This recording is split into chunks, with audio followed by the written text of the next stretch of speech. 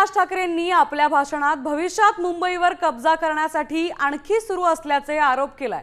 वाढवण बंदर हे गुजरात जवळ आहे, तर बुलेट ट्रेनचं केवळ एक स्टेशन गुजरातमध्ये, बाकी मार्ग पालघर, ठाणे आणि मुंबई असा आहे। तर गुजरातमधून मुंबईत मोठ्या प्रमाणावर लोक आणून इथे त्यांचं मतदारसंघ बनवला जात आहेत। तर खासदारापासून ते नगरसेवक अशा सर्व ठिकाणी आपली माणसं बसवून त्यांना मुंबई हस्तगत करायची असल्याचा आरोप त्यांनी शिवाजी पार्कवरील भाषणात केलाय।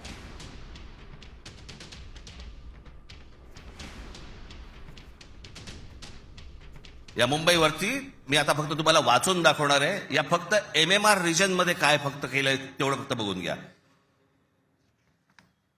मुंबई महानगर क्षेत्रात अदानी 29 जून 2018 रिलायन्स इन्फ्रास्ट्रक्चर कंपनी ताब्यात मुंबई वीज पुरवठा क्षेत्रात प्रवेश।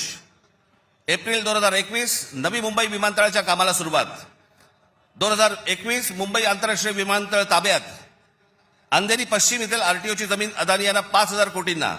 ऐरोली इथे डेटा सेंटरसाठी 92 एकर जमीन 1,500 कोटींमध्ये। धारावी पुनर्विकास प्रकल्प अदानींना। महाराष्ट्रात स्मार्ट वीज मीटर बसवण्यासाठी 13,888 कोटींचं कंत्राट। भांडूप कल्याण इथे मीटर्स बसवली जाणार। मुंबई आणि नवी मुंबईत हायर स्केल डेटा सेंटर सुरू करण्यासाठी महाराष्ट्र सरकारशी 50,000 कोटींचा सामंजस्य करार। मेट्रो मोनोरेल यांना अदानींचा वीज पुरवठा। सांताक्रूज आणि विलेपार्ले परिसरात केंद्र सरकारच्या विमानतळ आणि संरक्षण दलाच्या जागांवरती 80,000 झोपडपट्ट्यांचा विकास अदानी करणार। पनवेलमध्ये टॉवर्स सेमी कंडक्टर कंपनी आणि अदानी समूह यांच्या प्रकल्पाला महाराष्ट्र सरकारची मान्यता। $10 अब्ज गुंतवणुकीचा अंदाज। धारावी पुनर्विकास प्रकल्पासाठी देवनारमध्ये 124 एकर जमीन।